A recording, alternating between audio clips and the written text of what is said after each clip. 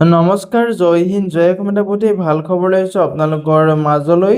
যিহেতু মে' মাহৰ কাৰণে অনলিমিটেড সুবিধা আহিছে, বহুখিনি পদ মুকলি কৰি দিয়া হৈছে। কি পদ মুকলি কৰি দিয়া হৈছে আৰু আপোনালোকে এই পদসমূহত কেনেদৰে আবেদন কৰিব, সম্পূৰ্ণ তথ্য এই ভিডিঅ'টোত আলোচনা কৰিম। চ' ভিডিঅ'টো শেষলৈকে চাব, অলপ স্কিপ নকৰাকৈ। যদিহে ভিডিঅ'টো চাই ভাল পায় এটা লাইক কৰিব আৰু মোৰ চেনেলটোলৈ যদি প্ৰথমবাৰ কাৰণে আহিছে তেনেহ'লে চেনেলটো ছাবস্ক্ৰাইব কৰিবলৈ নাপাহৰিব। মে' মাহৰ কাৰণে যিহেতু বহুত এটা ভাল সুবিধা আহিছে, সুযোগ আহিছে, অন্তিমটো সুবিধা আহিছে। ৬,৫৬৫টাকৈ পদ মুকলি কৰি দিয়া হৈছে। এই পদসমূহত আপোনালোকে 10 পাছ, 12 পাছ, গ্ৰেজুৱেশ্যন কৰিলে আপোনালোকে আবেদন কৰিব পাৰিব। আবেদন কেনেদৰে কৰিব আৰু এপ্লিকেশ্যন ফিজ কিমান কাটিব লাগিব, সম্পূৰ্ণ তথ্য এই ভিডিঅ'টোত আলোচনা কৰিম। চ' ভিডিঅ'টো শেষলৈকে চাব, অলপ স্কিপ নকৰাকৈ। যিহেতু ইয়াতে আপোনালোকে দেখিবলৈ পাইছে RRB টেকনিচিয়ান ৰিক্ৰুটমেণ্ট 2026। যিহেতু RRB ফালৰ পৰা মে' মাহৰ কাৰণে পদসমূহ মুকলি কৰি দিয়া হৈছে। ৬,৫৬৫টাকৈ পদ মুকলি কৰি দিয়া হৈছে। এই পদসমূহত আপোনালোকে কেনেদৰে আবেদন কৰিব, সম্পূৰ্ণ তথ্য এই ভিডিঅ'টোত আলোচনা কৰিম। চ' ভিডিঅ'টো শেষলৈকে চাব, অলপ স্কিপ নকৰাকৈ। যদিহে ভিডিঅ'টো চাই ভাল পায় এটা লাইক কৰিব আৰু মোৰ চেনেলটোলৈ যদি প্ৰথমবাৰ কাৰণে আহিছে তেনেহ'লে চেনেলটো ছাবস্ক্ৰাইব কৰিবলৈ নাপাহৰিব। লগতে ভিডিঅ' ডেছক্ৰিপশ্যনত মই হোৱাটছএপ চেনেলৰ লিংক দিছোঁ, তাতো গৈ আপোনালোকে হোৱাটছএপ চেনেলটো ফ'ল' কৰি ল'ব, যাতে প্ৰতিদিনে জবৰ আপডেটসমূহ সকলোতকৈ আগতীয়াকৈ পাই থাকিব পাৰে। যিহেতু ইয়াতে আপোনালোকে দেখিবলৈ পাইছে RRB টেকনিচিয়ান ৰিক্ৰুটমেণ্টৰ অভাৰভিউটো ইয়াতে দিয়া আছে। অৰ্গেনাইজেশ্যনটোৰ নেম হৈছে ৰেডিঅ' ৰিক্ৰুটমেণ্ট ব'ৰ্ড, যিটো RRB বুলি কোৱা হয়। পোষ্ট নেমটো হৈছে টেকনিচিয়ান।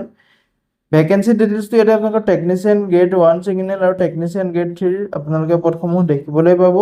টোটেল পদ ইয়াতে ৬,৫৬৫টাকৈ পদ দেখিবলৈ পাব। এপ্লাই মোডটো আপোনালোকে এই পদসমূহত অনলাইন মাধ্যমেৰে আবেদন কৰিব পাৰিব। সৌকে টেবুলাৰ ক্ষেত্ৰত ক'বলৈ গ'লে অল ইণ্ডিয়া মেল ফ্ৰেণ্ডলি কেণ্ডিডেটে এই পদসমূহত আবেদন কৰিব পাৰিব। ভাৰতৰ সকলো পুৰুষ মহিলাই এই পদসমূহত আবেদন কৰিব পাৰিব। ইয়াতে আপোনালোকৰ চেলাৰীৰ ক্ষেত্ৰত ক'বলৈ গ'লে 19,900 টকাৰ পৰা আৰম্ভ কৰি 29,200 টকালৈকে আপোনালোকে চেলাৰীসমূহ লাভ কৰিব পাৰিব। লগতে আপোনালোকৰ গ্ৰেড পে'টো এক্সট্ৰাকৈ থাকিব। ইয়াতে আপোনালোকৰ বয়সৰ সময়সীমাটো দিয়া আছে। ইয়াতে মিনিমাম বয়সটো আপোনালোকৰ 18 বছৰ দিয়া আছে আৰু মেক্সিমাম বয়সটো 33 বছৰ বয়সলৈকে আবেদন কৰিব পাৰিব। লগতে আপোনালোকে এজ ৰিলেক্সনসমূহ ল'ব পাৰিব। যদিহে আপোনালোকে SC বা ST কেণ্ডিডেট হয় তেনেহ'লে আপুনি 5 বছৰকৈ ৰিজেকশ্যন ল'ব পাৰিব। যদিহে আপুনি OBC কেণ্ডিডেট হয় তেনেহ'লে আপুনি 3 বছৰকৈ ৰিজেকশ্যন ল'ব পাৰিব। এপ্লিকেশ্যন ফিজটোৰ ক্ষেত্ৰত ক'বলৈ গ'লে ইয়াতে আপোনালোকে জেনেৰেল OBC সকলে 500 টকাকৈ এপ্লিকেশ্যন ফিজ কাটিব লাগিব আৰু যিসকল SC ST PWBTৰ কেণ্ডিডেট আছে তেওঁলোকে 250 টকাকৈ এপ্লিকেশ্যন ফিজ কাটিব লাগিব। পে'মেণ্ট মোডটো আপোনালোকে অনলাইন মাধ্যমেৰে পে'মেণ্ট কৰিব পাৰিব। Debit card, credit card, net banking যিকোনো মাধ্যমেৰে আপোনালোকে পে'মেণ্টসমূহ কৰিব পাৰিব। এতিয়া চিলেকশ্যন প্ৰচেছটো দিয়া আছে আপোনালোকৰ ষ্টেজ মতে আপোনালোকৰ চিলেকশ্যনসমূহ কৰা হ'ব। ফাৰ্ষ্টতে আপোনালোকৰ কম্পিউটাৰ টেষ্ট হ'ব, যিটো আপোনালোকৰ CBT বুলি কোৱা হয়। তাতে আপোনালোকৰ মাল্টিপল চইচৰ কুৱেশ্যন থাকিব। তাতে আপোনালোকৰ মেথছৰ থাকিব, জেনেৰেল ইণ্টেলিজেঞ্চ থাকিব, ৰিজনিং থাকিব, জেনেৰেল চায়েন্স থাকিব আৰু জেনেৰেল এৱাৰনেছৰ আপোনালোকৰ কুৱেশ্যন থাকিব। যিটো আপোনালোকৰ CBT এক্সাম কোৱালিফাই কৰাৰ পিছত আপোনালোকৰ ডকুমেণ্ট ভেৰিফিকেশ্যন কৰা হ'ব। ডকুমেণ্ট ভেৰিফিকেশ্যন আপোনালোকৰ যিসমূহ এডুকেশ্যন চাৰ্টিফিকেট আপোনালোকে আপলোড কৰিব, লগতে আপোনালোকৰ ID প্ৰুফসমূহ তাতে আপোনালোকৰ ভেৰিফিকেশ্যন কৰা হ'ব। ডকুমেণ্ট ভেৰিফিকেশ্যন হোৱাৰ পিছত আপোনালোকৰ মেডিকেল এক্সামিনেশ্যন অনুষ্ঠিত কৰা হ'ব। মেডিকেল এক্সামিনেশ্যন কোৱালিফাই কৰাৰ পিছত আপোনালোকৰ ফাইনেল মেৰিট লিষ্টটো মুকলি কৰি দিয়া হ'ব। ইয়াতে আপোনালোকৰ CBT এক্সাম পেটাৰ্ণটো দিয়া আছে, ক'ত কিমানটা কুৱেশ্যন থাকিব আৰু কিমান মাৰ্ক থাকিব ইয়াতে আপোনালোকে দেখিবলৈ পাইছে। মেথামেটিক্সত 25টা কুৱেশ্যন 25 নম্বৰ থাকিব। জেনেৰেল ইণ্টেলিজেঞ্চ এণ্ড ৰিজনিংছত 25টা কুৱেশ্যন আৰু 25 নম্বৰ থাকিব। জেনেৰেল চায়েন্সত 40টা কুৱেশ্যন 40 নম্বৰ থাকিব আৰু জেনেৰেল এৱাৰনেছত 10টা কুৱেশ্যন 10 নম্বৰ থাকিব।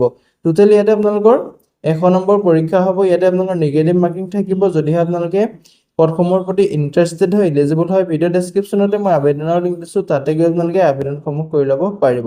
এডুকেশ্যন কোৱালিফিকেশ্যন ইয়াতে আপোনালোকে 10 পাছ, 12 পাছ, গ্ৰেজুৱেশ্যন থাকিলে আপোনালোকে আবেদন কৰিব পাৰিব। লগতে যদি আপোনাৰ ITI ডিপ্ল'মা আছে, ডিগ্ৰী আছে, তেতিয়া আপোনালোকে পদসমূহত আবেদন কৰিব পাৰিব।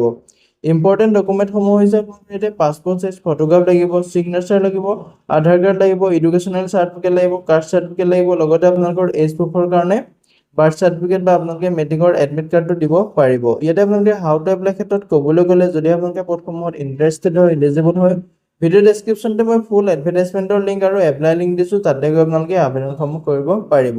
এই পদসমূহৰ ষ্টাৰ্টিং ডেটটো যিহেতু 30 জুনৰ পৰা ষ্টাৰ্ট হৈছে আৰু লাষ্ট ডেটটো আছে আপোনালোকৰ 29 জুলাইলৈকে লাষ্ট ডেট আছে। যদি আপোনালোকে আবেদন কৰিব বিচাৰে আবেদনসমূহ কৰি ল'ব পাৰিব। আজিলৈ ভিডিঅ'টো ইমানেই আছিলে। যদিহে ভিডিঅ'টো চাই ভাল পালে এটা লাইক কৰিব আৰু মোৰ চেনেলটোলৈ যদি প্ৰথমবাৰ কাৰণে আহিছে তেনেহ'লে চেনেলটো ছাবস্ক্ৰাইব কৰিবলৈ নাপাহৰিব। জয় হিন্দ, জয় অসম।